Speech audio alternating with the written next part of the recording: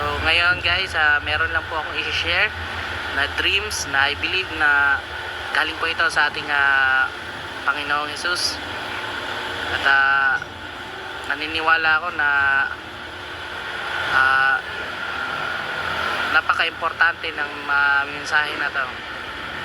So kanina, habang ako po'y nagpapahinga, may narinig po akong boses. Sinabi, ang inyong mahal na pastor ay mawawala na sa tahanan. So ako'y naniniwala na itong may na po, may kukunin na po na isang pastor na dadalhin na po sa piling ng ating Panginoon.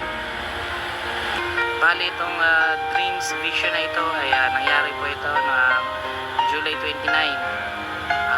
alas 2 po ng hapon. So yun lang, may isang pastor, malaking congregation po itong dinadala niya. At sinabi doon na I believe na siya babalik na sa ating Panginoon, sa ating Diyos.